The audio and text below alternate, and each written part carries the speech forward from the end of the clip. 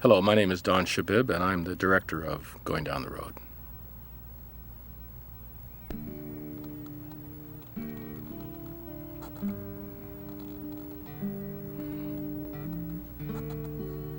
It's not a big title list because there weren't many people involved in making the film, actually 4. These pictures here were actually stock shots of parts of Cape Breton. I never actually went east of Scarborough to make the film. All the sort of Cape Breton scenes were actually shot just out in Scarborough.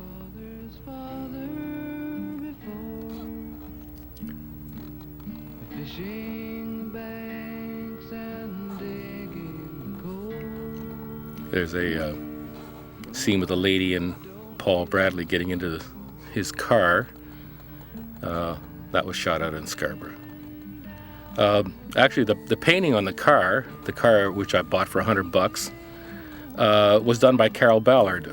Cayle is a director of Black Stallion and many other films, and an old close friend of mine. And Cayle actually came up to Toronto for about 3 days, and Cayle and I shot the first couple of days shooting together.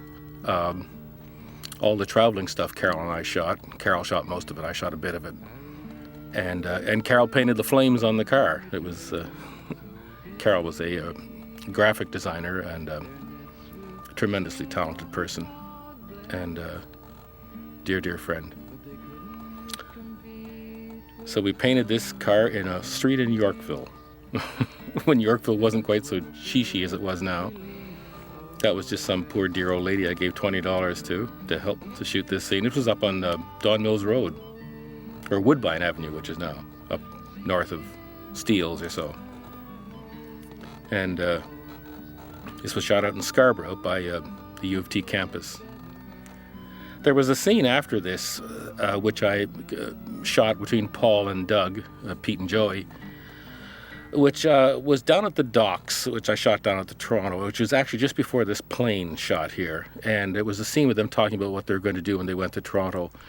And I was put into the final mix of the film, but after I saw the first screening of the film, I took it out because I felt it was slowing the film down.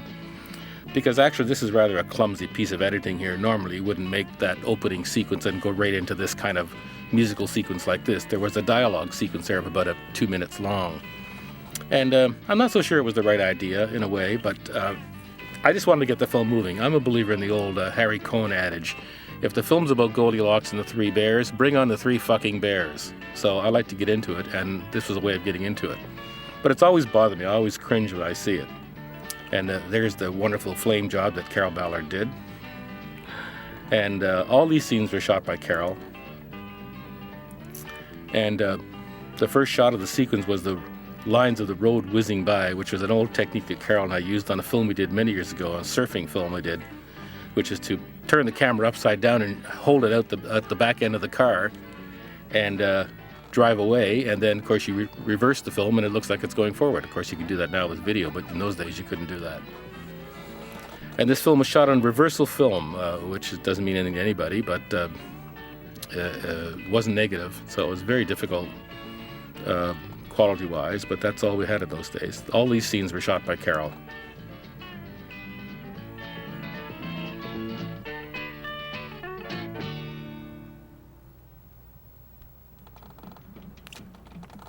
This was shot up on Yonge Street, just at Yonge and Major Mac, just south of Richmond Hill.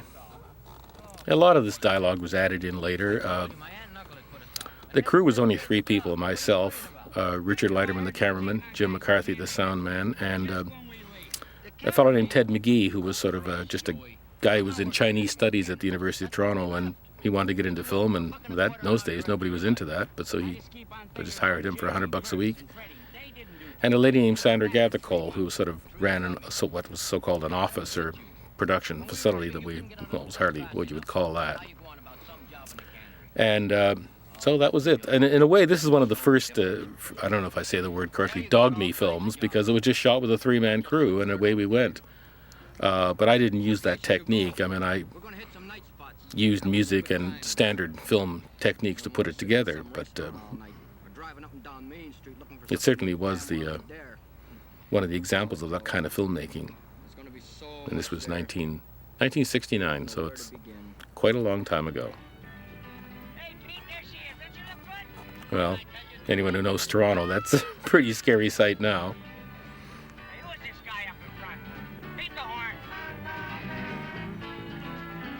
This is Paul Bradley doing his ad-libbing, which he was great at, and I'm so grateful to these actors, because without these two guys, the film might have just been a complete tank, because they had such energy, and especially Paul, who had this crazy, wacky quality about him and this wonderful comic face.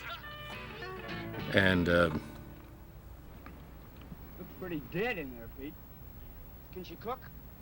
I don't know. I never met her before. This is a nice little scene written by Bill Fruet, who wrote pretty well all the dialogue in the film. I pretty well structured the story, and a lot of the film is really put together in the cutting room. I mean, in some ways, it's a rather sloppy film in some ways, but it has a good heart. But it's a film made by someone who really had a very strong command of film technique and especially editing, and through that, I was able to get through the rough spots and put the thing into a complete whole. But the script itself, and it's not my fault or Bill's fault or anybody's fault, doesn't really hang together that well. It's really a combination of the writing and of the structure and editing of the film that makes it work. This is very well shot by Richard, who was just a superb cinema verite cameraman who knew how to use the lenses and move the camera around and keep it in focus, which is no mean task, believe me, and follow the action very well. Oh. Yeah, okay. There's a very funny takeoff in this scene in the Second City comic version of the film, which is really extremely funny. I wish my film was as good as that, actually. I thought it was wonderful. What, a flop house? No, it's a nice place. What about the jobs, Pete? Oh, yeah, well, says I should call him back in a few days. In a few days? Oh, that's great. I think this was one of the first scenes that Bill wrote. And Bill was an editor at working on the same program I was working on, the CBC, called The Way It Is, which is 1969. And I talked to Bill about making this film, and he said he'd like to try and write it. So I said, sure, why not? So he did. And as soon as I read this scene, I thought, this guy can write. So away we went. How long do you think that's gonna last? Look, will you go sit in the car and shut up? I can't think with you flapping all over the place. Yeah, sure, okay. I'll go sit in the car, all right. Fine, yeah. First the aunt and uncle, then this and that.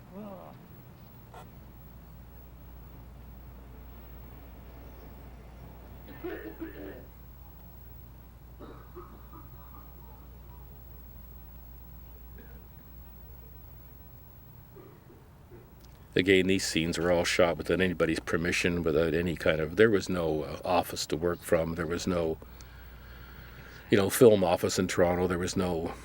I didn't pay for any locations. I didn't have to deal with police. I didn't have to deal with anything because I didn't have any money. One of the scary things about the film is that I had no insurance. The car had no insurance. I bought the car for $100. I couldn't afford to get insurance on it. And both these guys were driving with none of them had a valid driver's license. So if we'd had any kind of accident or hit anybody with a car while we were filming like that, I mean, I would have been in jail for the opening of this film if it ever even got finished at that point. I mean, of course, no one would do that today, but this was 33 years ago, and it just wasn't. I didn't have any kind of resources to do that.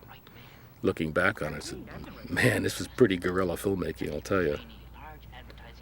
And I didn't really think it was going to be any good or not. I just went ahead and did it. If I had sat down and thought, what the hell am I doing? I think I would have stopped dead in my tracks. But I didn't. I just kept going. And it wasn't a film that anybody really believed in, except me in a strange sort of way. And there was a friend of mine, Ian Ewing, who was helping me sink the rushes. And he was the first person who said, Don, this is something really good here. And I didn't believe it either. It wasn't until I got into the cutting of it and even until I had the first screening that I felt that I had something that was going to work. Some chick for a secretary, company car, my name right on the door. Why not? That's not for me. Now, this little musical sequence is quite nice, and it's a good example of good editing, of use of pace and structure and textures. Textures. People think film is a visual medium, which it's not. I mean, the visual things are part of it, but it's really not what's important. Film is 99% a time medium.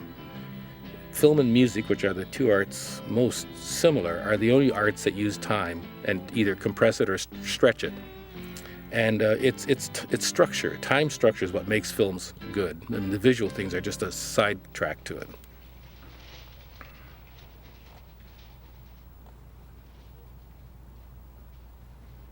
This is Stuart Marwick, who's a friend of mine, and we both worked together on the same television program at CBC. He was a television producer, never acted in his life. And he's often fond of telling people, when people found out he was in the film, they would ask him what the film's about. He'd say, well, it's about this advertising executive. You know, like some of those car commercials. Hey, when GTO comes over the hill and it shoots across the desert. Oh, I like some. Excuse me. Yeah, I know. Yeah, no, I'll just be a minute. In a way, this sort of scene was sort of inspired by the scene in the film about Death of a Salesman, where the Willie Loman character is brought into some boss's office, and he just takes a phone call and starts talking to his sweetheart while he's canning him from the sales office. At the same time, has this conversation where he just pays no attention to him at all. That sort of same feeling I tried to get into this, where all he wanted to do was brush this guy off and get him out of the room. I mean, do you need an education to work in the docks or in the mines? There ain't a hell of a lot to choose from in the Maritimes, you know. Well, the only advice I can give you is go back there or go back to school. Now, this is the same theme played, written by either Bruce and Murray McLaughlin did a lot of sort of improvisation music on this score as well. Which of course is the same theme we just heard a minute ago, but it's in a much slower, sadder pace. And again, it's nice film structure here. Hey, buddy boy. Thought it was a cop, huh? Funny. Where the hell you been? It's 1 in the morning. I lived in the old town over. Hey, I got a job. You did? Yep. Great, that's great. Again, this was a question of just running up to finding some Chinese restaurant and say, can we come in and shoot for 10 minutes? And that's literally what it was. We went in there and shot for 10 minutes and left. Now we can get a hot meal. How'd you do? Any luck? Nah, I couldn't find anything I liked. Don't worry, no sweat. Listen, you can get on there with me. They're hiring a heck of a lot of guys tomorrow. Sure. Okay?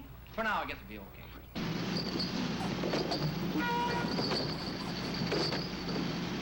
Come on, McGrath. Get that out. Again, a sort of contrast in that scene and this scene here with the noise of the bottles and stuff. I had made a little film for The Way It Is about graduation day at U of T, which I intercut all with the Wilson's Bottle Factory. I went and shot this stuff in a bottle factory of people graduating and putting their caps on the traditional putting the thing over your head, and it was intercut with the bottles being capped. It was kind of a cutesy little statement about mass education. And I made that about a year before this. It was only about a 5-minute film. I did it for a little gag film on CBC. So it inspired me to sort of go to the bottle factory because I knew there were some visuals in the bottle factory, and that was important to me. Here's the wonderful Nicole Moran, and there's Paul doing his thing.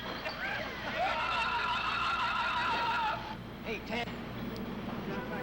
Who's the chick over there? Oh, yeah, that's Nicole. These were all amateur actors. Paul and Doug, nobody was professional. Doug had the most training, and nobody was an actor member or anything like that. I couldn't afford anything like that.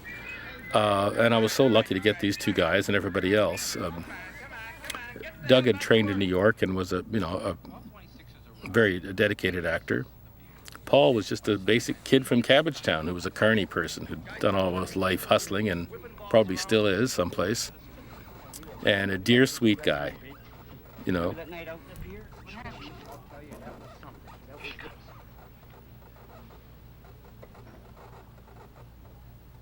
Hey, what a pair of knockers, huh? She's French. Boy, is she ever. Again, this is the boys ad-libbing, which they were pretty good at. Nah, type. She's a bitch. She won't even talk to us guys in the front. This is very funny, the stuff they did on the Second City thing with this about Yonge Street. It's hysterical. More than that. Again, this is good film cutting and good change of texture and just driving into the next scene. This film is really about changing textures, constantly changing, driving the film. That's the essence of film drama, is to drive the film forward constantly by changing textures. I'd used this technique in other films because I'd made, by this time I'd already made 20 films and documentaries, and all my documentaries, and the same thing with Cayle Ballard, we both made documentaries, and they were really pretty superb films, both of us, because we really had a sense of drama in our documentaries. It wasn't just sort of boring cinema verite or looks like an item on 60 Minutes or Eyewitness News, but we made documentary films that were very poetic, and this has a certain kind of poeticism in it, the way the music drives it forward. Again, there's Paul just having a ball on Yonge Street, doing his thing. We had no permission to be in any of these stores. I got permission to do this because it was in the old A&A record store on Yonge Street. And this is one of my favorite scenes coming up, where he meets this astonishingly beautiful girl. But I actually worked on the same program I did at the CBC, and I'd met her on the street one day, even before I knew she even worked there. I said, I've got to put this girl in my film, Sheila White. She's the most beautiful woman I'd ever seen in my life, and still is. There was a beauty about her that was translucent. And of course, it was only later I learned that her extraordinary look and beauty was because she was dying. She had a very serious illness and died a couple of years after this film was made. But absolutely the most beautiful woman, and elegant and graceful, and so far above what this poor country bumpkin could ever aspire to. An astonishing creature.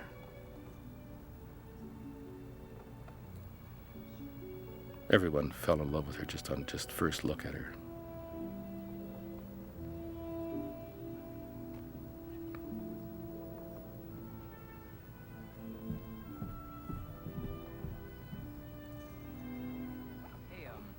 As they would say, timeless beauty.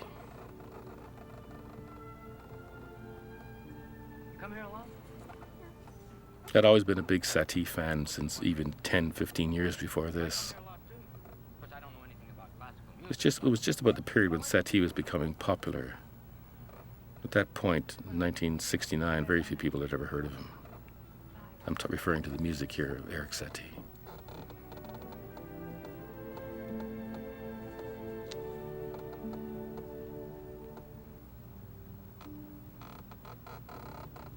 There's his dream evaporating, walking away. Back to reality. What is that thing? Satie. Beautiful, isn't it? Yeah. I'll take one.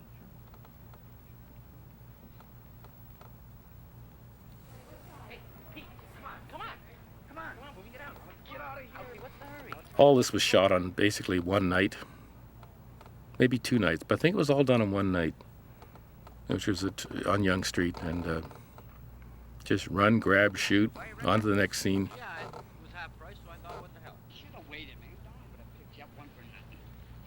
Here's the one you want, Joey. Thompson. No, that's mine, Hank Thompson. He's not dum-dum.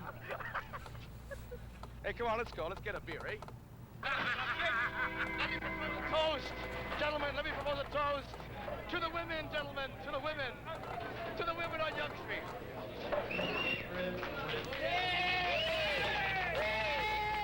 In some ways, this whole film is one big long music video, because it's constantly using the music to bridge scenes, to change textures. I'm very much in someone who uses indigenous music, and this is indigenous music in the nature of the film, which occurs several times, as opposed to music which I've laid in. And again, we just grabbed this. We had no rights to use the music or anything. It's amazing I never got sued for it. But at that point, nobody knew or nobody cared.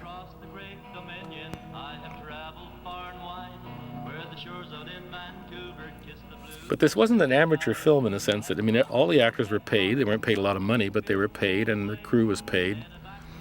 I made the film for $27,000 cash, which was $19,000 I won from Telefilm, which was then called CFTC, because they had a contest, and I submitted a film I'd made before this, which is probably still my best film I've ever made, called Good Times, Bad Times, which is really one of the great documentary films, and I'm so proud of that film. And so I won $19,000 with that, and I had $3,000 or $4,000 cash, and I had a 1968 Morgan Plus 4, if anyone knows what a Morgan is, the great sports car, which I sold, and with that money I made the film. Eventually the film cost about $75,000, but including about $30,000 just for the blow-up, because I shot it in 16. Then I had to pay the musicians, and et cetera, et cetera. Here's again another use of this bottle factory as a motif that goes throughout the film. And there's a lot of sense of people striving for what they can't get. You know, people are always above them. Their life they lead is, you know, in some ways this film was inspired by Grapes of Wrath. You know, I was struck by the plight of the people from Oklahoma who left the Dust Bowl in the 30s and came to California, and this was the same way. I mean, the people from the Maritimes, which is where my family is from, have always come east and to try and make their living. And I'm constantly putting people, beautiful women, etc., ahead of these guys as a carrot on a stick they're always trying to reach out for.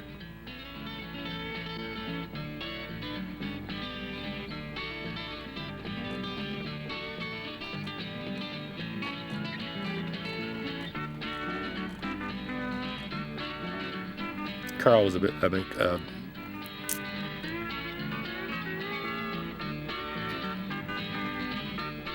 Joey was a bit of a car freak and knew a bit about cars. And used to be a car salesman, actually.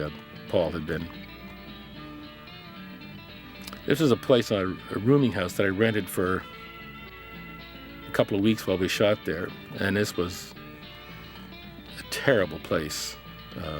The smell in this rooming house was the real thing, the real down and outers. But it was all I could afford. But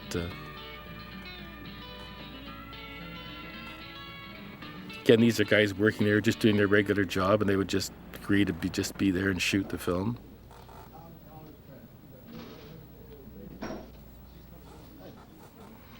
As I mentioned, I had no insurance on this film, and one of the scary things one day was we only had 4 lights. Like, we had 4 lights. We lit the whole film with 4 little lights, and the whole lighting kit was in a suitcase. The whole crew was in a station wagon. But one day we had lights close to a light close to a sprinkler system in here, and we almost set the sprinkler system off. I mean, that would have finished the film off. I would have been no insurance, setting off the sprinkler system in this bottle factory. Oh my God, I would have been in jail. Yeah, okay. Why not? Good. Fix it up. Well, what do you think? There's a lot of sense in this film in a way of, again, which the film has always had great influence on me, was Fellini's film that he made in 1953 called Il Vitellone, which is about these roustabouts in a small Italian town and the kind of characters they were, working class guys. And I try to get a sense of that in here somehow. I'm a great admirer of Fellini's early films. I think after 8½, he sort of went downhill for a long time and became a lot of pretentious crap until he made Amicor, which is one of the greatest films ever made, in which he went back to his roots as a young man. But Vitellone is a superb piece of filmmaking, and it was always an inspiration to me. I know it's her business what she does, only we gotta make up for it.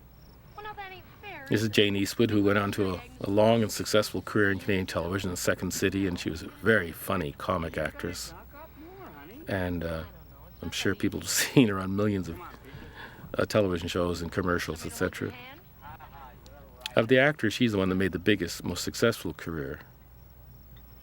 Doug's in California, and Pete, and this is Cayle Chernin, who's a very close friend of mine. I still see a lot of Cayle She's a wonderful, wonderful actress. And Doug now lives in California. He's been there for years, involved in a religious faith that he is some kind of executive in, the Baha'i faith. I'm not too much about it. I'm not really sure where Paul is, but nobody ever was. But one of the sweetest guys in the world. Can't you wait?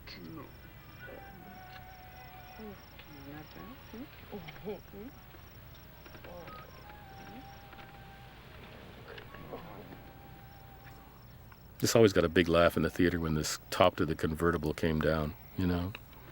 Although a lot of the film is funny and a lot of it is tragic, it was a good mix, and certainly the first part of the film has got a lot of humorous qualities in it. But they really exploited in the Second City thing. That was just, I was so thrilled by when I first saw it. But I wouldn't want anyone to watch the film after seeing that. Watch the film first, then you can see it.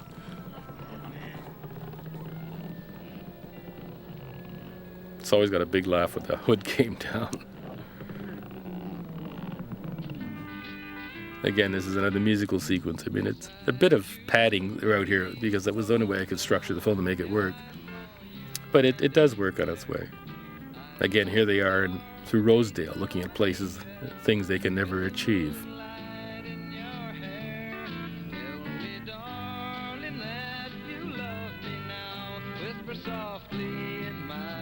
This is Paul at his best. I mean, boy, this was scary. Look where he is. I mean, it was the Scarborough Bluffs, place where I grew up, actually. And Scarborough Bluffs have been in a lot of my films, and it's a real part of my psyche. And I grew up on the Bluffs and spent my life down there on the beach. And when I went to California as a student, the first thing I did was hit the surf and became a surfer for several years. But it was all part of this sort of my own growing up of living on the beach of Scarborough. Before Scarborough was Scarberia. In those days, it was an amazing, wonderful place.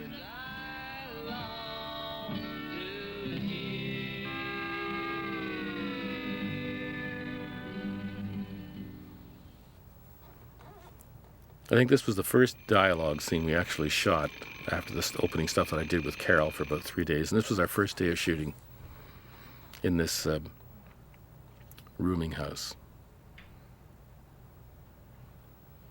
And there were some things that happened in here that were just real things happening, which you'll see later, but we had no way of controlling anything. I'm not going to work today. Okay, suit yourself.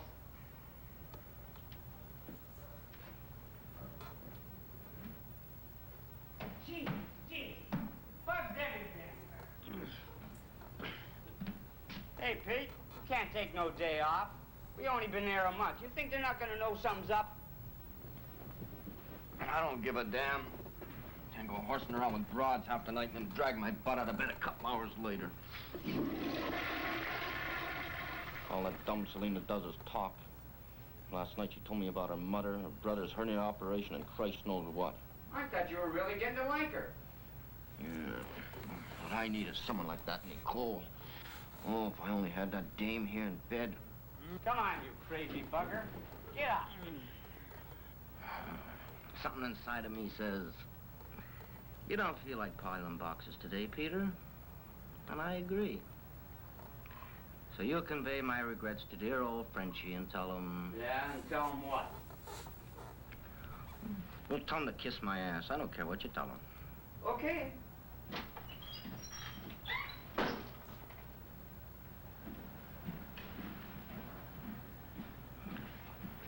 What you tell him anyway? It's a nice scene written by Bill, who was very good at capturing the Peter's dreamy quality and always looking for something better in his life.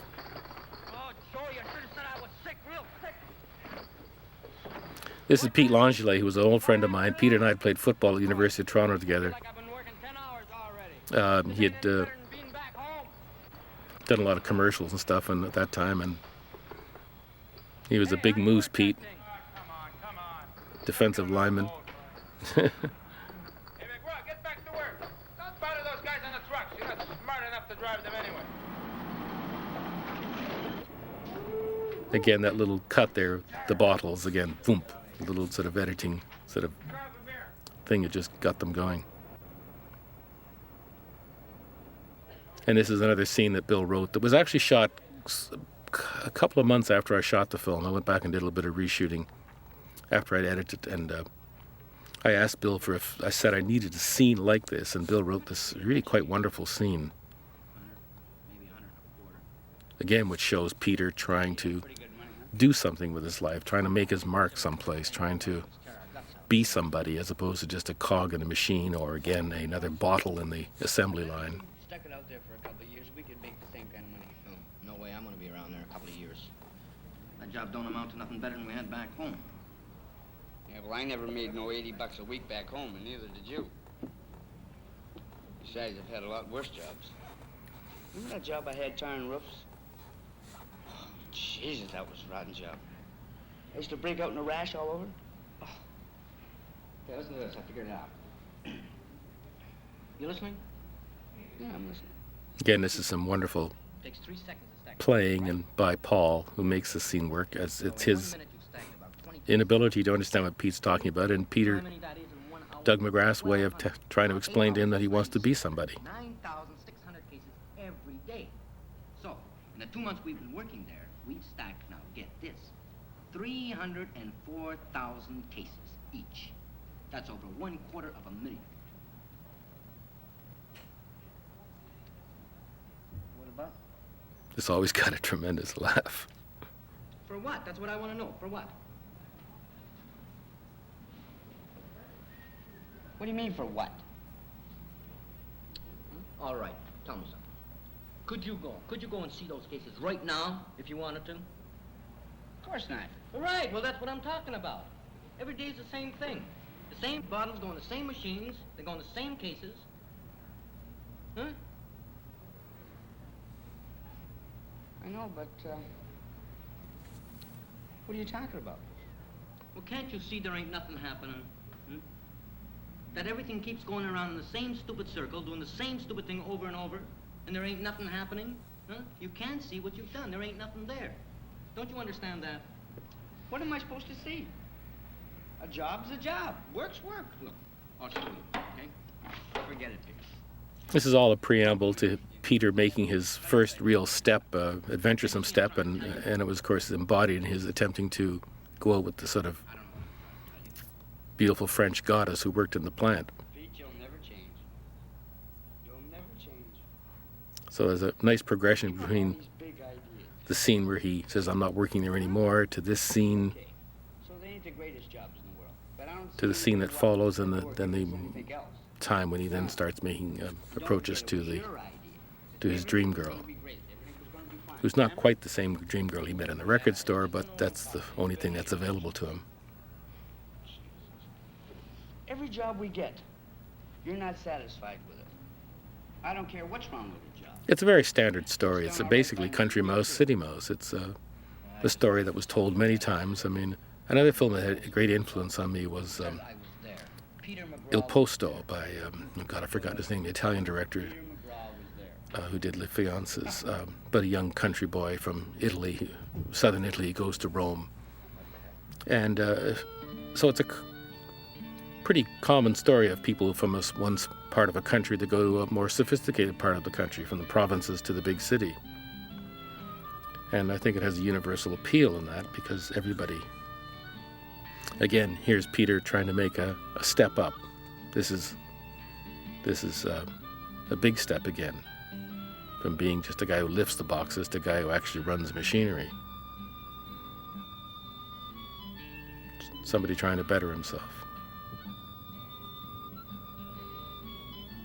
And there's a sweetness and innocence about the way these young men try and improve their lot in life.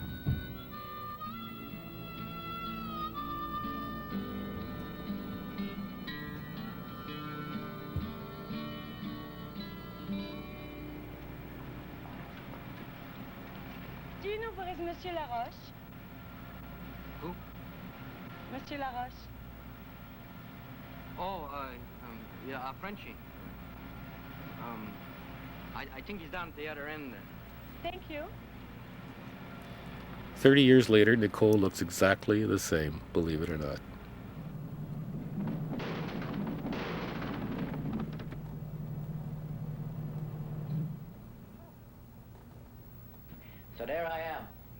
just lying there, see? Crates all over the place, my head spinning round and round. So I opened my eyes, and there they are. Those two great, big, beautiful things just hanging there. At this point, I'd made about 20 films, and a lot of the films I'd made, documentary films, were about basically dispossessed people or people on the fringes of society. My best film, Good Times, Bad Times, was made about war veterans, and it was a very sympathetic look at war, or at least the trials these young men went through when they were young men. And I made a film about a bike gang, Satan's Choice, which is, of course, now the Hells Angels, and it's a different thing that they were then. I made a film about surfers, which is the first professional film I did. At that time, I was a surfer in California. Made a film about a high school basketball team, which is pretty middle of the road. But I made a film about a lot of people on the fringes of society. And that's what drove me to do this. Also, a little bit of experience of some of my own family members, of cousins of mine from Cape Breton who'd come up here and had a difficult time. I was born in Toronto, but my mother and dad are both from the Maritimes. And a lot of people said, well, who wants to watch a couple of newfies, you know? And I was convinced that people would want to watch these people because of their humanity. They weren't the brightest guys in the world, but they were striving, and there was something genuine about all of them. And I knew that people would care about them. I could make them care about them. And I have always wanted to fight against the stream that way. I wanted to prove to people that I could make you care about people that, basically people I wouldn't want to spend a lot of time with, you know. I mean, I'm the kind of person who can go in several different worlds, and I've been an athlete all my life, and an artist, for want of a better word. So I've had my foot in both worlds.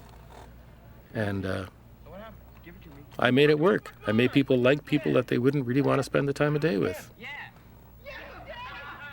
And so it was their own humanity that overcame whatever cultural or economic or caste barriers that would between people. So people from Rosedale saw this film and loved these guys, as well as people from Cape Breton and Newfoundland who really loved them, of course, a lot. I think this got one of the biggest laughs of the film.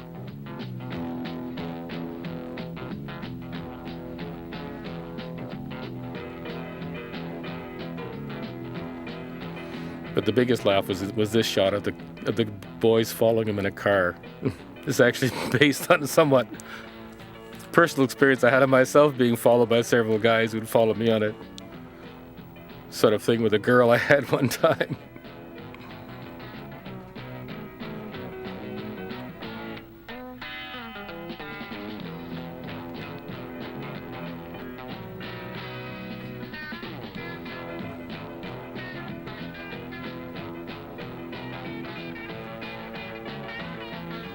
A lot of the music of that was in the sort of driving surf beat, which again, it was a lot of part of my own life. I mean, this music and the same music in Yonge Street was a very driving, heavy bass beat.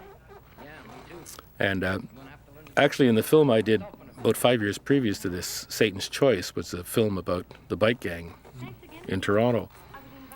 I'd actually found a rock and roll group called John Cayle and the Sparrow to do the music, and I'd already laid a lot of Beach Boys, the old early original Beach Boys, hard driving surf guitar music to the biker film, and then I asked them to make that kind of music based upon that.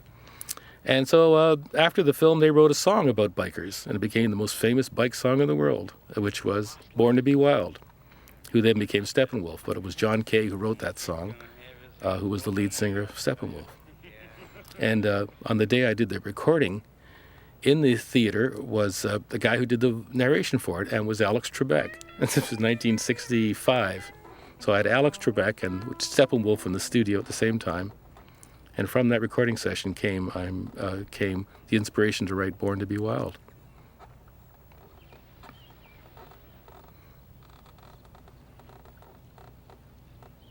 This is on the Toronto Island, and water has always been an important part of my life and my influence on my life when I was a young man in Scarborough. And like I said, I've returned to the Scarborough Bluffs to shoot several scenes.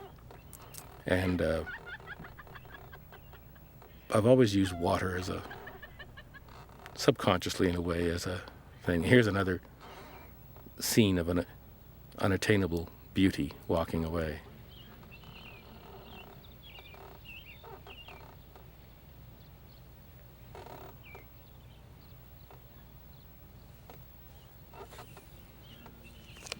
take a walk. Okay. What's the matter, Peter? Don't you like our company? Oh, I've been laying here thinking about you. Oh, sure. Tell us another one. Well, why can't we come with you? Okay, okay. Come on then if you have to. Yeah, who wants to if you're gonna act like that?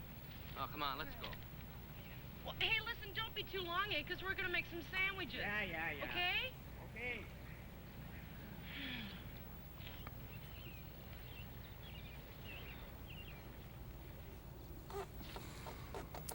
I got the occasional complaints from All they do is talk.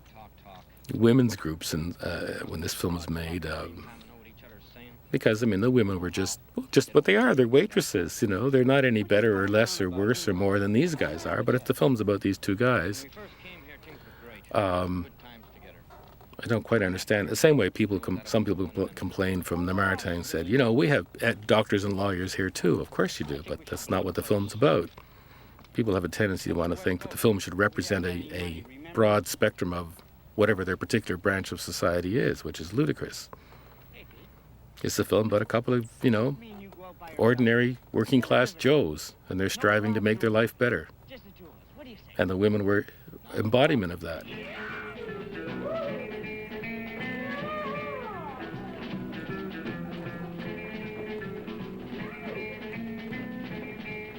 This was shot at the Maritimer Club. Again, we got in without any permission, but they knew we were coming, of course. And a lot of this scene was just happened. I mean, Paul was had a few drinks to get him in the mood, as he was wont to do sometimes. And this scene that then follows after that, as you'll see, it was just the real thing. And they'd come over to ask us to be quiet, and Paul just went with it and ad-libbed his way through it. Wonderful stuff.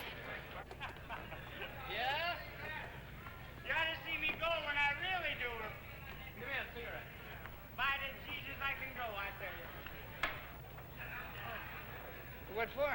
What do we do? We're just having a nice time, but we ain't bothering nobody. What's the problem? Huh? Just the language. Keep the language What down. language? You gotta speak one What kind he's of saying. language. What's he saying? Jesus. Jesus. Yeah. What's wrong with Jesus? You Lord, keep the thunder and language Jesus, down. This what's is the the matter with Maritime you? Club. So what's wrong with the language? Lots is wrong with the language. You keep the language down. You looking for trouble? I'm not looking for trouble. No, I work here. You work? Huh? No. I mean, if he wants problems, Okay, we'll leave it alone. if he wants All trouble, right. we'll give him trouble. No, we don't want no trouble. Okay, we'll be quiet. Don't worry about it. Okay. I don't put up with that. You know that. Come on, have a beer. And this is totally ad-libbed. A lot of people thought a lot of the film was ad-libbed, but very little was. It was all scripted and planned out. I'm not that kind of filmmaker. But this was definitely just off the cuff, and Paul and Doug just were brilliant in the way they just went with it. And it was good improvisation. It's not sort of, you know, a lot of times actors improvise and sort of, you know, fumbling around for words and end up talking about nothing. No, they went with it just beautifully.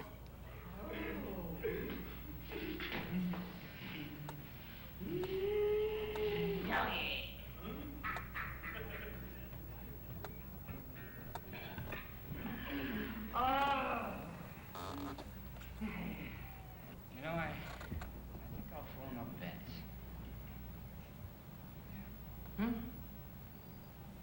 Now, what do you want to go and do that for? Can't you leave that broad alone for just one night? Ooh, you're slipping. Another nicely written scene by Bill.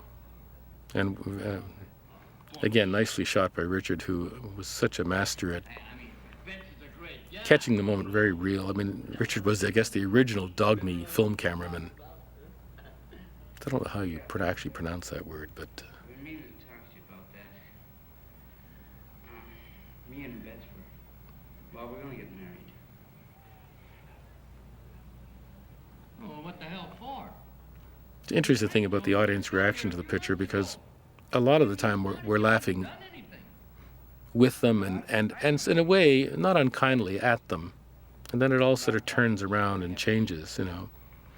And one of the things that worked well in the film, I thought, was, again, in the performances, the way that Pete was the dreamer in the first half of the film, and Paul was the practical guy. Joey was the practical guy who went out and got the job, and whereas Pete went to advertising agency, which was, of course, was ludicrous. And then after this position, when the Joey character gets married, the roles are reversed. It's Joey who's then the dreamer and living on credit and dreaming of buying a Charger, etc. And it's Pete who becomes practical and then guides the two to their ultimate destiny. So it was a good dramatic reversal of roles there. Yeah, I remember, Pete, but this is different. I mean, I just can't do that.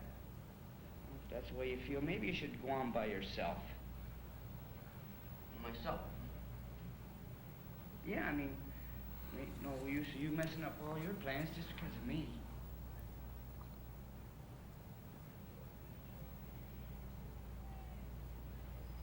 Okay. In this film, it follows, the classic Hollywood structure, which is deep in psychological depths, which is boy meets girl, boy gets girl, boy loses girl, boy gets girl back again. I mean, people make fun of that formula. But films that follow that formula in any number of manifestations are generally successful films. It's about the sense of love and respect, and then a sense of betrayal, and then a reaffirming of their original love and respect. This was we shot in a union hall. We had a bunch of people were supposed to come as extras, and we didn't have any. So we only had about 5 or 6 people there. So Paul, in his own inimitable fashion, who was already had a few beers, and is so brilliant in the scene, went out onto the street and gathered a bunch of, street people, including some prostitutes, and promised them free beer, and dragged them back to this union hall, which was on the corner of basically Gerard and Jarvis. And that's where they came from, other than a few friends. Again, nicely written scene by Bill, and a lot of the sense that's in this scene was in his own film, Wedding in White. And it was, I read Wedding in White that Bill had written several years before, and it was on that basis more than anything else, actually, that I asked him to sort of write, because I knew he could write. But it's a nicely written scene, but it's really Paul's tremendously touching performance that makes it work so well.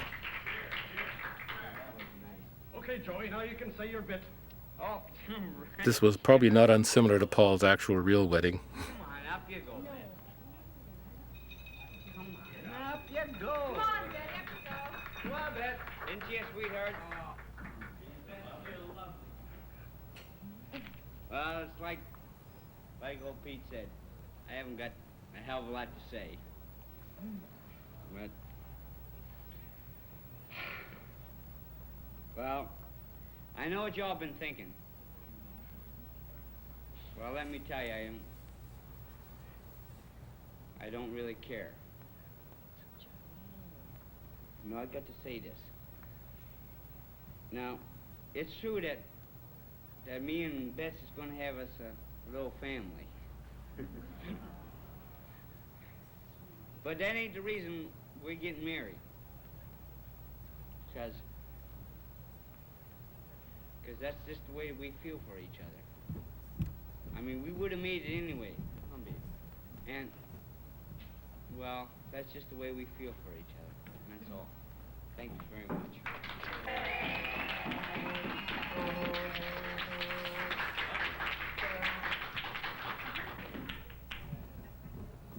I mean, there's not much to say after that scene, because this Paul was just so real in it, And even though he wasn't an experienced or trained actor, there was a sense of reality about him, and he just let it all hang out there and just did it. Listen, I gotta go see Pete for a minute, okay? And I'll be right back. So you stay there and just look as pretty as you are. Okay? Be right back. It was a very difficult decision casting this character. When I met Doug, I really wanted him to play Pete. I didn't have a lot of choice. I only had, a few people come and audition. And it was for Joey, it was between Paul and another actor who was a more experienced actor. And it was back and forth. Yeah, but Paul's got this great face and this and that. Yeah, but he's unreliable and he's this and he's that. In the end, I just bit the bullet and said, I got to go with this guy. You know, I just got to take a chance and go with him, because as somebody once said, one of the reviewers said, it was a face that God only gives to deserving directors. Well, I don't know how deserving I was or not, but certainly just a wonderful face that told so much.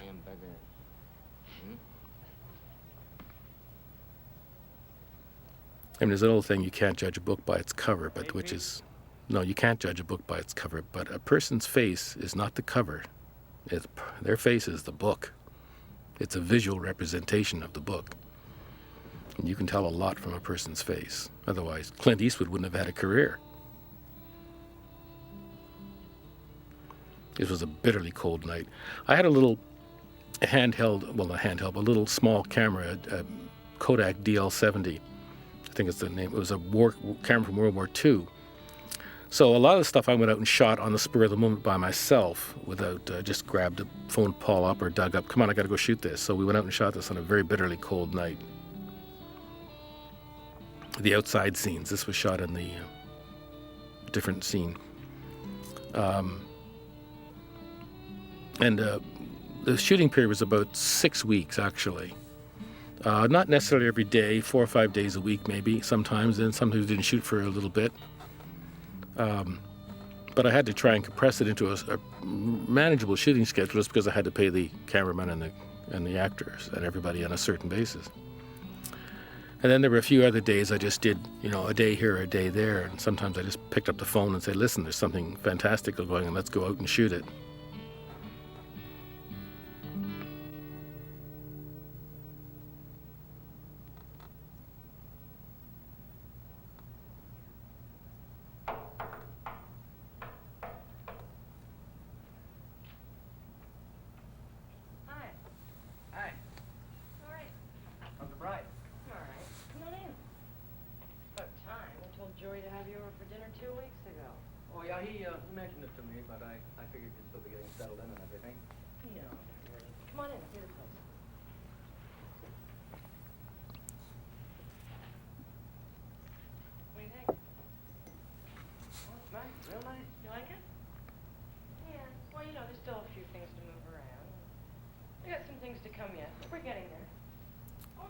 Bill Fruet had a good observation of working class people in Canada.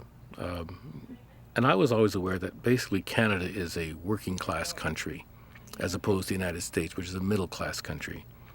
In those days, that's the way it was. Canada is much more on the American model now, being a middle class country. But when I went to university, very few of my friends ever went to university, whereas in America, everybody went. And our values in Canada were basically Scottish working class. Certainly my parents were, who were, my father was the son of a Lebanese immigrant in Cape Breton, who's still alive at 92. And my mother was Irish Newfoundlander. And it was Scottish working class values that drove this country for many, many, many years, whereas we hadn't really advanced in this, if you want to use that word, become a middle-class country as America was, and still aren't in many ways. And Bill and I both came from working-class families, and we understood that. And although I had spent a fair amount of time, I went to a private boys' Catholic school and in a middle-class school, and I went to university, so I had experience with middle-class people. But my values were basically working-class, and so were Bill's. And so Bill was able to capture the sense of these people so well. And there's still so many Canadians are still like this. The film is quintessentially Canadian in that respect, Here she comes. Holy Christ, color! Hey, if only the folks back home could see you now, huh? Ooh, is she a beaut? The balcony. Have you seen the balcony? You haven't? No. Come on. What's the matter? Didn't you show him nothing? Huh? What do you think? Quite a view, huh? Right, yeah. Okay, this was an apartment building I rented for one day out in Scarborough, and just put some furniture in there and shot the scene in a day and part of a night, and away we went. I don't get it, though. I mean, how'd you do it? Where'd you get all the money? Money? Who needs money? I always had a good sense in all of my films of the city of Toronto. I mean, it's always portrayed in many aspects. more often than not lovingly. Certainly wasn't a film I did called Heartaches. Personally, I don't like letting nobody go. But I have always used this city very strongly and as a character in a way, as a motif. We'll be picking up again. So if you want to check with us then, I'm sorry, but that's how it is.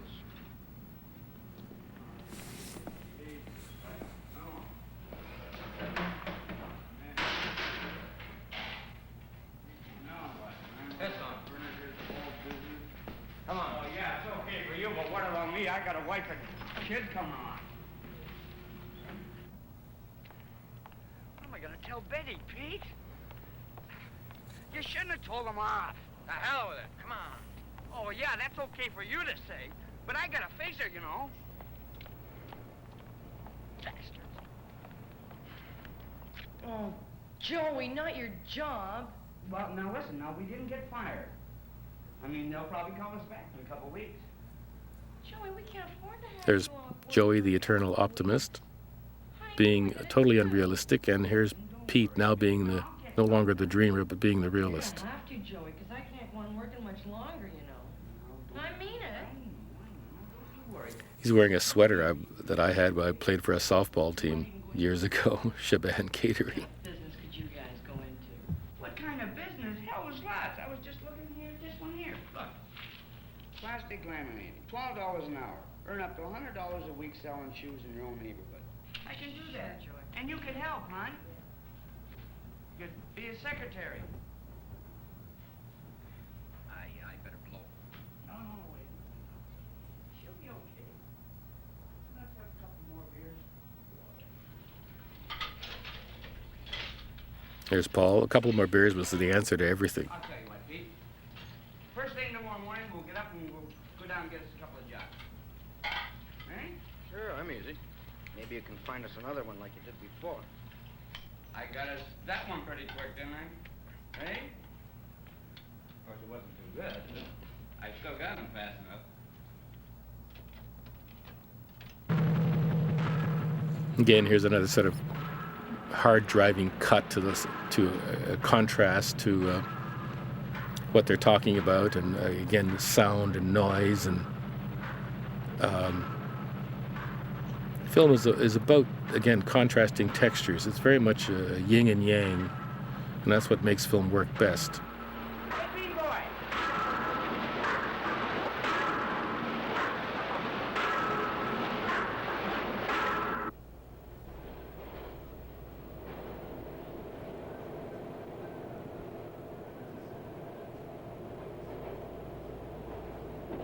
How'd we do last week? How about, $50, I guess. We're gonna have to do better than that. Yeah, I know. Old Betty's gonna have to stop work pretty soon, you know. You send that letter to the employment yet? Say what? I said, did you send that letter to the employment yet? Oh, yeah. Here's the place where we shot all the scenes on Pembroke Street. Actually, this is the same apartment building that I used for the opening scene where they lived on their own, and just redressed the place for when they move in together. It's interesting about this film in that it was made, 32 years ago, 33 years ago, whatever it may be. And yet, in some ways, it's more relevant today than it ever was because of the plight of homeless people. I mean, these basically are homeless people now, and they fall into a trap they can't get out of. So certainly for today, it's more relevance in that way. There's a real cop. It just happened to be going down. He was in that building visiting somebody. There was some trouble in the room, and that's what it was. There was a real cop doing a real thing. Just happened. Out he went. Now, this is it. Huh? Not bad, eh? See, Pete, you can sleep in here. And the way I figured is maybe we could get a blanket or a sheet or something and put that down, and then you could have some privacy. Huh? It'll be a real gas, no kidding. 3 of us together?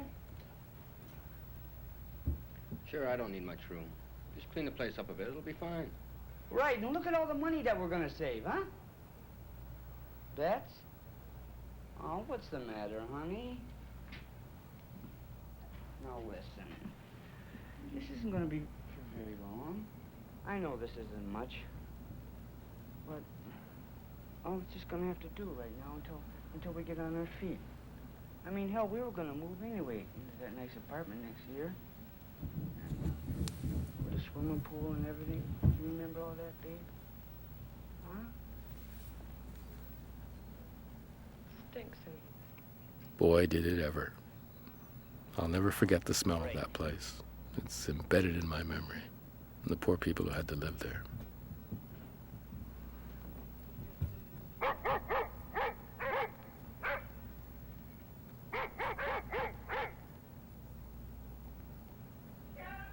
This is a real recording of something that happened in the building when we were shooting.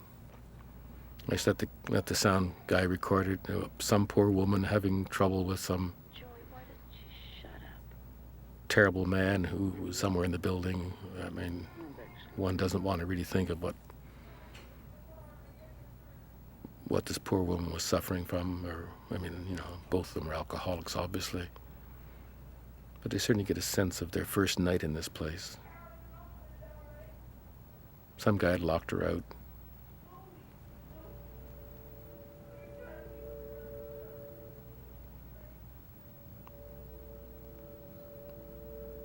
The lonely train whistle, traveling thoughts. Again, that was added in, of course. Now here's a scene that was totally ad-libbed. I was in the park one day looking for locations, and I ran across these guys singing away. And I immediately said, I gave them $50, don't move. And I went and got the guys and Richard and phoned them up and said, come on, I gotta go down there and shoot this scene right now. All these people were there, probably Newfoundlanders or Cape Bretoners themselves. These are the real people. And Paul and Doug just fit into them like a hand into a glove. And I love the song, and again, this is indigenous music that comes from the hearts of the people in this film. And look at that, there's Paul ad-libbing that. I mean, just brilliant piece of work on Paul's part. He knew these people.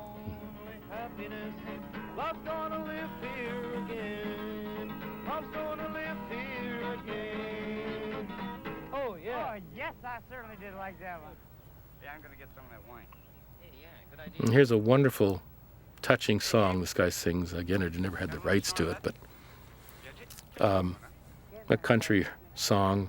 I've forgotten who wrote it, but it's a fairly well-known song, actually, among people who know country music, which he's about to sing, which just, again, embodies the feel of these people. These are real alcoholics. Most of these men were veterans of World War II and never recovered from the war.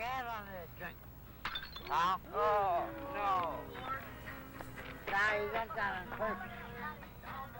I don't know, this is like Merle Travis or Johnny Cash song or something like that from the 50s. But it's the way the song is, a sadness to it. It works so well after using it by cutting it into this scene that's just happened to us, which is a very real scene of human tragedy. And this, the way he sings this song, and which of course had nothing to do with what he was singing at the time, it just happened. But the way I've put it together, one follows the other, and one gets a sense of the being touched by the difficulty of the situation. Shall we now, buddy?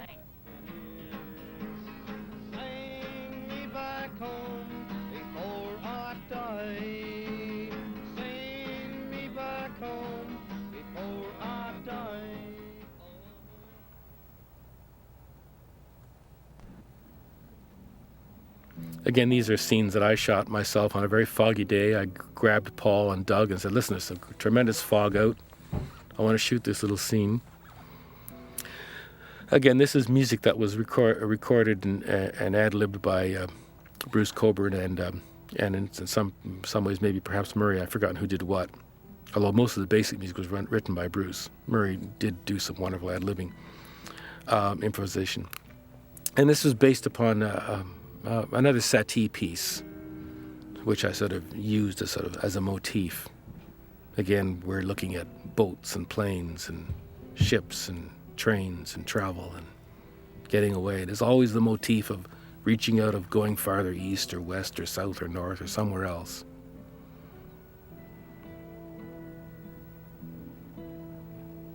There's a boat off to some someplace in the world. Tahiti, who knows where.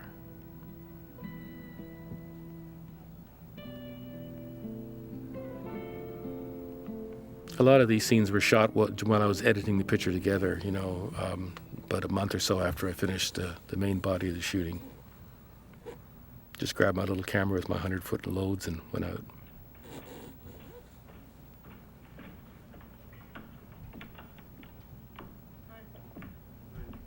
See about that job today? No, the car wouldn't start. Battery or something. Why didn't you take a bus? You didn't leave me any money, remember? How come you... I was sick again today. I don't think I'm gonna be there much longer.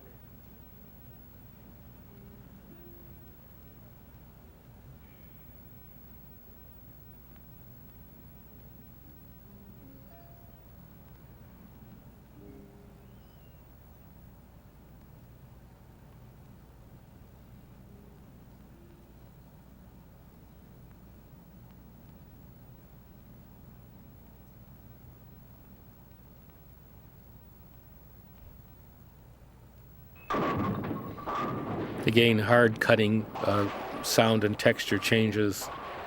This was an amazing place. I just sort of found by accident as I, went down and shot the stuff with Doug in the bowling alley. These places don't exist anymore. Obviously, it's all automated. But these were men who worked there for 50 cents a line or whatever it was, a few dollars a night.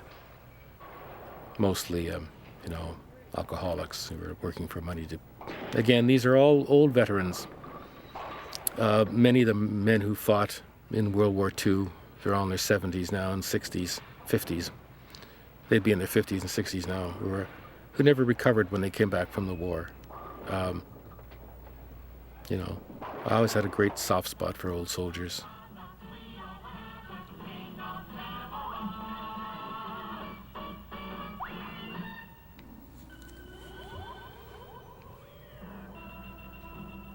It's always got a big laugh, this haircutting scene. I don't know why, but people found it funny. Hey, Pete, how's you going? Okay, I guess.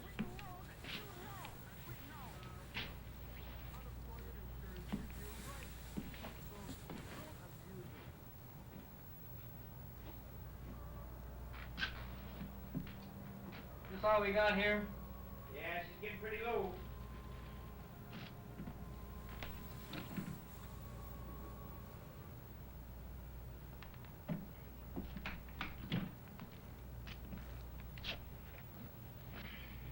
Have yourself a brew? Maybe later.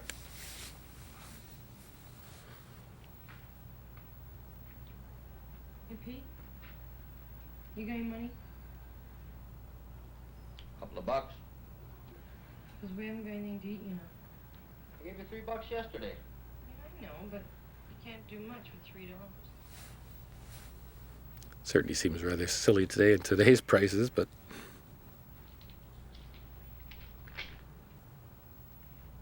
That's the last of it. There ain't no more.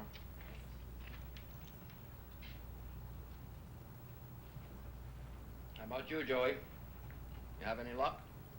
Not right away. A couple of places told me to come back in a few weeks. Said things would start to pick up then. Well, you're gonna have to get something pretty damn soon. These crummy jobs can't keep the three of us going. I've been looking.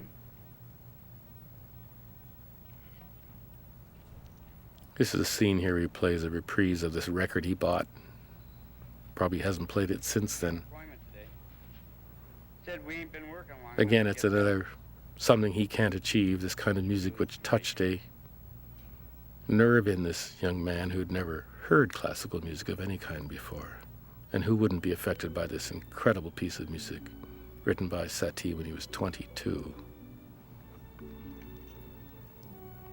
And reprises always work well in film. It's not something that works as well on the stage or any other art form. And when Doug was shooting, he says, "What do you want me to think about?" I said, I don't care what you think about. Just have a sadness to you. I'll make the audience think what I want them to make them think about your thinking. which is, of course, the basis of filmmaking. It's like the old Russian Diga Vertov experiment, you know. The audience is supplying his thoughts and feelings here. And everybody, and the music takes all three people with their own thoughts and their own feelings and brings them together. Life is a circle, and films that follow that pattern. You know, you start at the finish line, you go around the circle, around the track, and you end at the finish line. And films that follow a circular pattern are always films that have the most important ring of truth to them. And this is circular. This film starts on the road and ends on the road.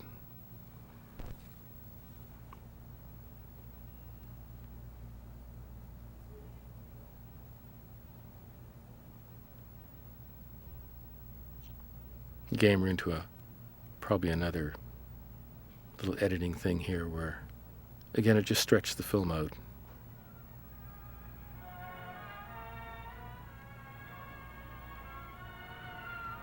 This is music by Lehar, who's still my favorite composer, light operetta composer from Vienna. There's always a wonderful erotic sadness about Lehar's music.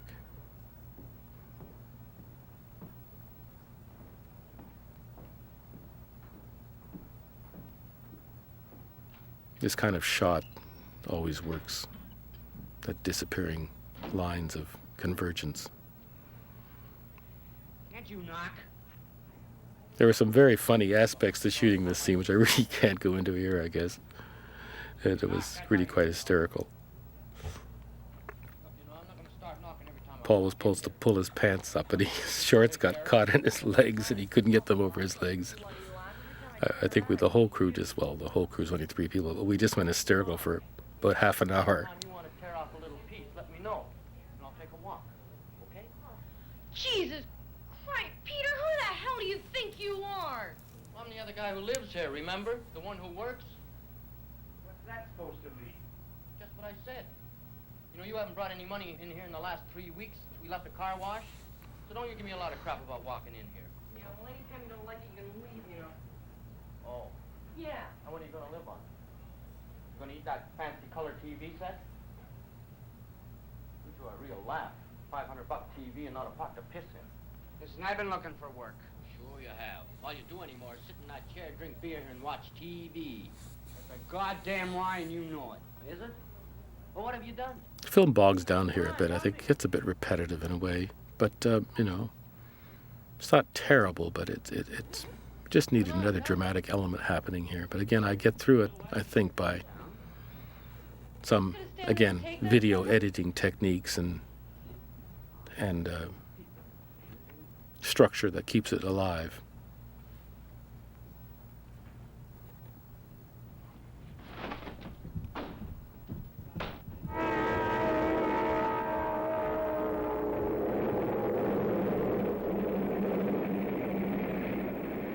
Again, a train.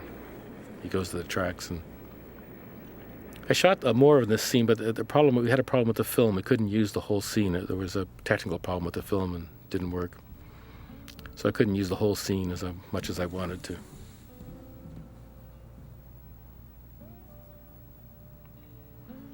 I learned a lot from Cayle Ballard working together with him, and one of the things I learned about Cayle was the use of long lenses. When Cayle and I did this film about surfing, we used lenses of 1,000, 2,000 millimeter, which are enormously long lenses. And I learned a lot from Cayle. It was a great influence on me. This was an extraordinary day. It was again, I just picked up the phone and said, Paul and Doug, come out here. And I grabbed Richard and away we went. It was actually early October. The leaves hadn't even changed from their green yet. And there was this freak snowfall. And the city was covered in this incredible blanket of snow, but it was snow with all the leaves green. So something you never see. By noon, the snow had all disappeared. It was like 75 degrees. But in the morning, the whole city was covered in snow, and yet all the colors of fall and the green leaves were out there. It was one of the most extraordinary days I've ever seen in the city of Toronto. This flash snowfall came from nowhere. So I went out and shot this scene, and Again, I never see these guys come by my house who are delivering pamphlets and flyers like this, ever, without thinking of this scene and thinking of, you know, that job that they do. We all get them in our mailboxes every day. And these are generally people now who are homeless who do these for a few dollars a day.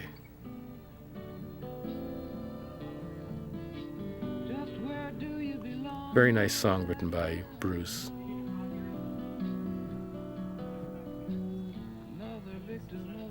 Again, the same motif of reaching out for the rainbow.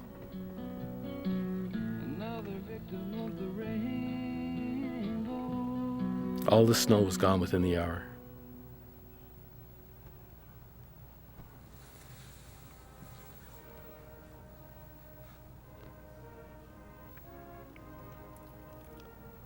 Salvation Army bands have always been struck a chord in me, and I've used this sort of thing in a couple of other films where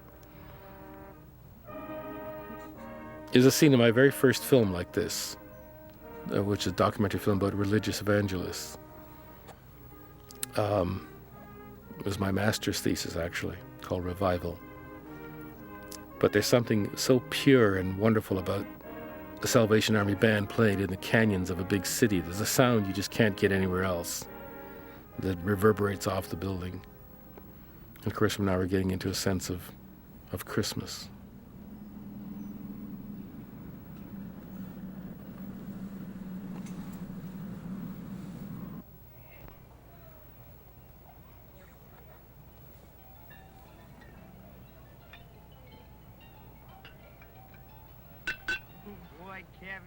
Again, this was a scene we shot without anyone's real permission. The very idea of going into shooting in a Loblaws today like this would be unheard of. You'd have to spend $5,000 or $6,000 just to even get in the front door, plus a battery of contracts and insurance papers and stuff, etc., etc. But I was able to shoot this scene there, and that was it. This is now the big Loblaws store at up by St. Mike's on the St. Clair in Bathurst. Now it's now been replaced by this enormous, fantastic store. But hey, I was grateful to these places like Loblaws and Wilson's Ginger Ale, which no longer exist, I'm sure, and the record stores and various other places for letting me in. But then, you know, nobody knew anything, so one couldn't have made the film like this today. That's Ted McGee, who was actually the sort of guy who was helping us out. He just came in there for a little bit. And Ted was the Chinese history studies student at the University of Toronto he worked on several films of mine after that. And he was just a great guy who just wanted to learn something about film, so.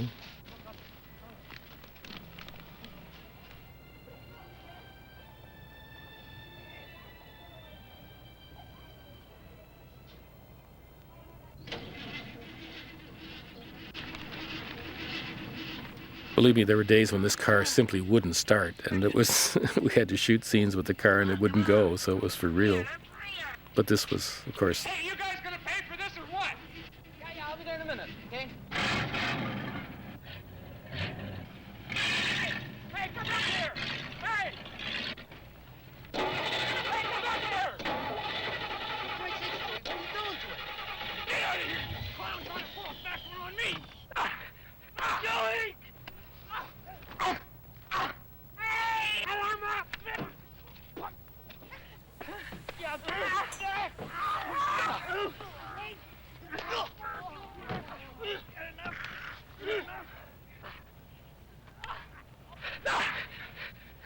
Joey! Get him down! Take him! Take him! Take him!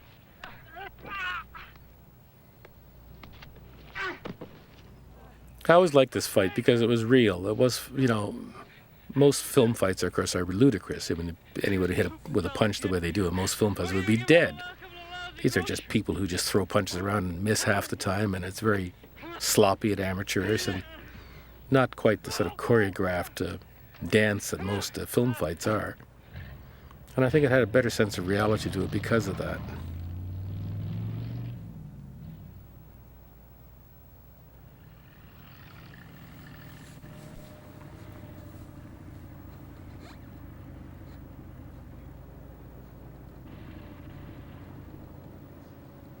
have to go and hit him with that iron for? Did you see what you did to him? Jeez, he was clobbering us. Besides, I didn't mean to hit him that hard. Stop at the first phone you come to. What for? So we can call somebody. We just can't leave him lying there. He could die, you know. Yeah, he's just laying there in a parking lot. He's hurt pretty bad. I didn't like the idea of cutting back to that shot of the guy turning over, but I felt I had to. We had to show the audience that he wasn't dead. I think that would have been far too much of a burden to put on these poor souls. It's filmically rather bad form to do that, I felt, but I thought it was necessary.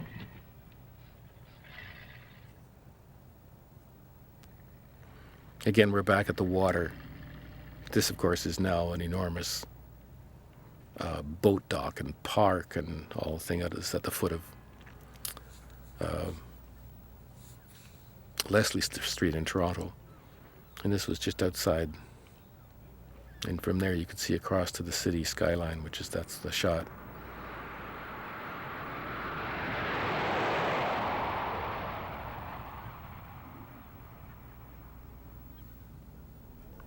Again, the influence of Cayle with that long lens shot of the sun, and also the moon that I used earlier in the film.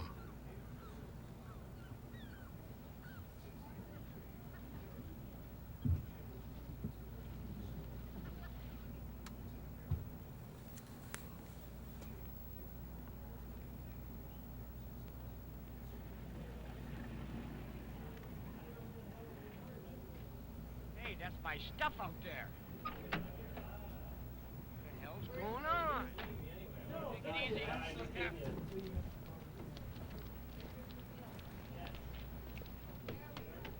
Another nicely written scene by Bill. And again, the film is about to complete its circle now.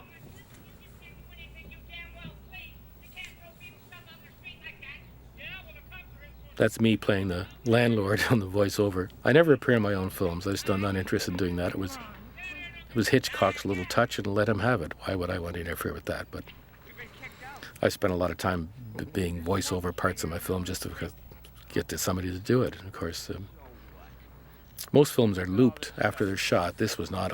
The only looping we could do was just people adding lines in extra. Where's Betty? I don't know. She said something about you went over to Aunt and Uncle's or something. Come on, we gotta get out of here now. Can't. This is nicely played by both of them. All this stuff is gonna get ruined and warped and everything. So you want to go to jail over some crummy furniture? Okay, let's go get Betsy. Come on. Oh. We can't take Betty. Again, nicely shot by Richard, who knows when to make the move with a single camera and who to follow for the most dramatic point of the film. She'll be okay. You ain't no good to anybody like this. Come on. Her aunt and uncle will take care of her. Huh? Won't they? Yeah, I guess. Sure they will. Huh? Besides, it's not like you... Although I edited the film and it was myself who put the structure on the film, and that was the real kind of editing. There was another fellow I paid to come in for a week or so, George Appleby, who's no longer with us, who was a wonderful editor, and he helped me cut the dialogue scenes a bit better and did some recutting in the actual dialogue scenes to get them flowing better, because it was the first time I'd ever cut dialogue. But I always had a really good film structure sense. I knew how to tell a story, and that's the important part of the editing. But George made a big contribution in the way he just moved the film along in some ways. And now here we are, come full circle. And like I said, life is a circle, and films that follow that, I find the most successful films. And there's an irony and a sadness in the way the song plays out now. And wonderful lyrics here by Bruce. My mouth full of laughter and dreams,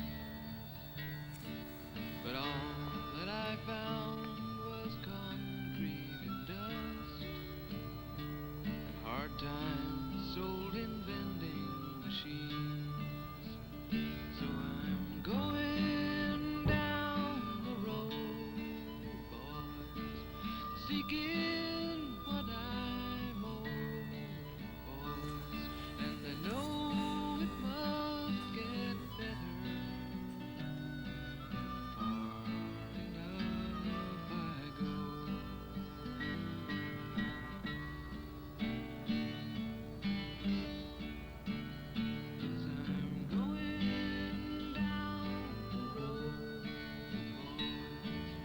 seeking what I hope was, and I know it must get better. Again, there's another wonderful shot by Carol Ballard, which ended the film.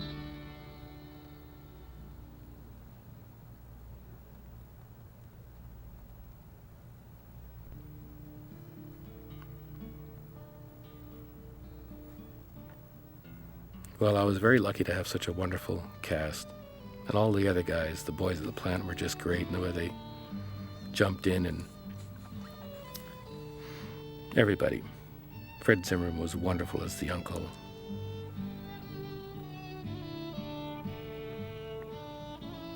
As I said in the beginning, there's not a lot of credits because there weren't that many people involved in the making of the film. The crew was only 4 people. Well, the crew was 3, and Sandra Gathercole, who was the office person.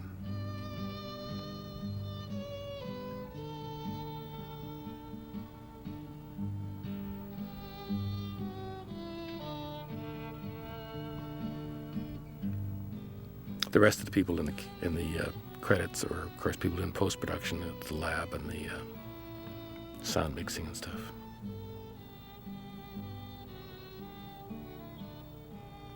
And of course, I couldn't have made it without the CFTC, which is now called